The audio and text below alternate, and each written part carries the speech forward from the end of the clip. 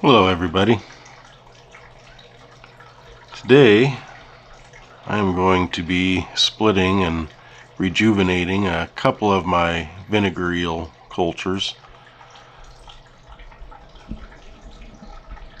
I've been using the eels out of this one here, and I had the cotton ball in the middle, and it just wasn't working very good for harvesting. It was nice being able to use the little sucker and suck them out, but it was hard to get to measure the amount that I needed to use. So I'm going to be using a couple different bottles, I guess, or styles for harvesting, and try to figure out what works best for me, and maybe by watching it could help you decide what might work best for you. But yeah, this is the one I've been using it out of, and as you can see, it's lost a lot of its color. All the apples that were in there are pretty much disintegrated down into a little bit of mush on the bottom. And then this one here I haven't harvested from yet. It's still very live and active. This one here, and I haven't decided yet. I'm going to be using this larger mason jar, and then a couple of these smaller jars. And what I like about these is, whoop, I can actually stick my finger in there to scrape the worms out and put them where I need them, or maybe a toothbrush or some other type of tool to make it easier. And then this one with the wider mouth, it'll be easier to get into than this one, which, as you can see, this one here is doing great. Kind of neat when you get up close and you see how all those white pillars are constantly moving and changing shape as the worms climb up the glass and then back down, and almost kind of electric looking. It'd be cool if I could get some colored lasers on that or something and try to make like a light show or something. Maybe someday. But for now, we're focusing on rejuvenating this one and then getting this one ready to make harvest easier. I'm probably going to put this more substantial culture in this bigger jar, and then I'll probably end up using this bigger jar, I'm guessing, within a week to start harvesting vinegar eels from. And then I'll put the more spent culture here, which, believe it or not, even though you really can't see hardly any movement in there, if it'll even focus for us here. But yeah, very little movement in there. But I know there is still some in there, and one or two will make thousands within weeks. So yeah, let's go ahead and give this a try. Another thing we'll be doing is covering these with coffee filters and rubber banding them on. I've heard that the tighter necks, like in this bottle, don't allow as much air, and that's part of why these guys climb so far up onto the bottle, is to get better oxygen absorption. And these guys can also live with oxygen pretty much completely shut off, but they just don't thrive. And I'm looking for a thriving culture, so I will be leaving this one for now, just using it as one to get into at a later date. Same with this one here. This one here I had shaken up a couple weeks ago, and they're not really climbing back or getting good traction back onto the side of the glass, but when I get in close, I can still see the life and the movement in the jar. So it's still very active. It's just not as active as the others, but I'll just let that sit there for now until I come up with if I really like this, or if I really like this more. These are going to be smaller. Each one of these, I think, hold less than one of these. So yeah, just gonna try a couple things, document what I like, and maybe through this it can help you decide what would work best for you.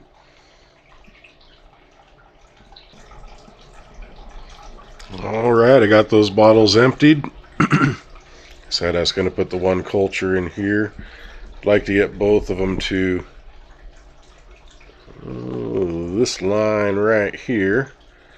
That way the worms can kind of climb up in here.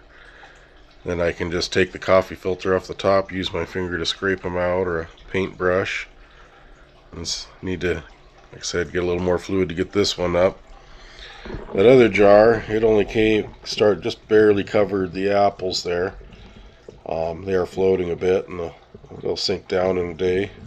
But I would like to get this one probably about up to here. So I'm going to mix up some 50-50 apple cider vinegar and tank water mix. Get these topped off, and here in just a moment you'll see the complete and finished project here.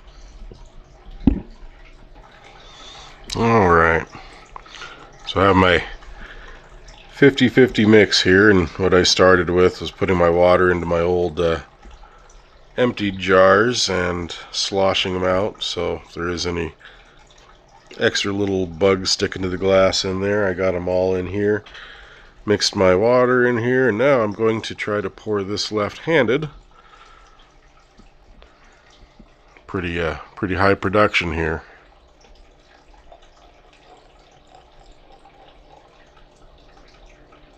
Wow, look at that level of production. Managed to do it. Let's see here, a little bit more. Put the rest in here. Yeah, it should be about just right. Alright, so we'll give that a couple of days. I may do a little short and an update just to let everyone know how that's going. Also,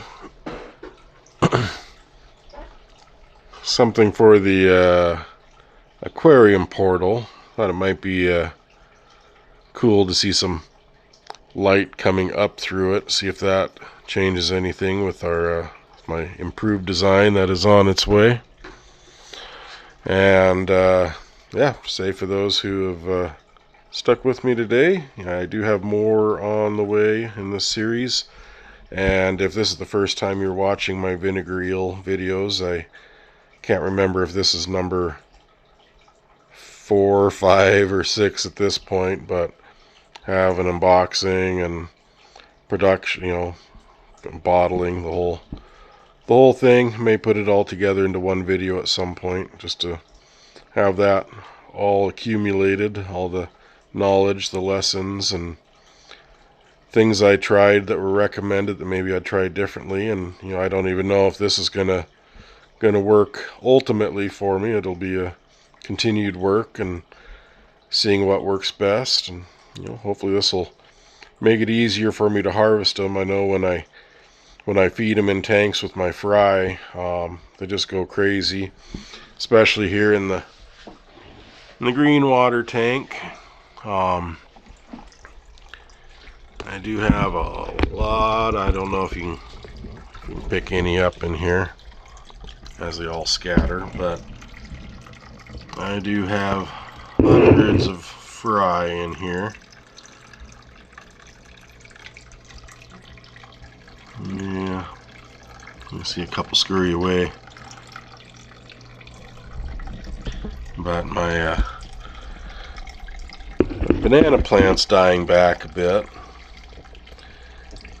and I don't know if that's just because it ran out of fertilizer, so I put some of the Aquarium Co-op RIT tabs in there, and I do see there is some new growth getting ready to pop up.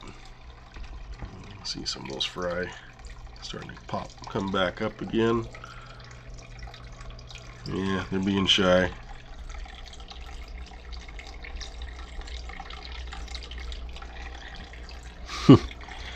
It's funny as I'll see them, then as soon as I go to move the the lens over, then pew.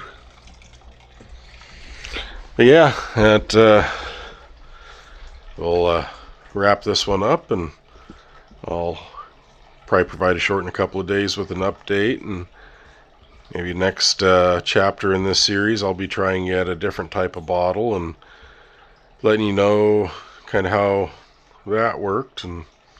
But we'll keep at it. Thanks for watching. Don't forget to subscribe, like, comment, especially comments, questions that you have. If you've tried any making vinegar eels, what worked best for you. I have seen people make a more of a dry type culture where you put them in like an oatmeal or something like that, and to me that seems kind of messy. I like how sterile this setup is. You know, it doesn't get much more sterile than vinegar.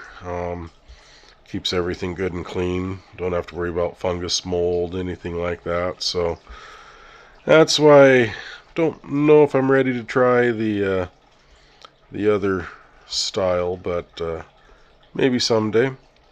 Thanks for watching, and we'll see you next time.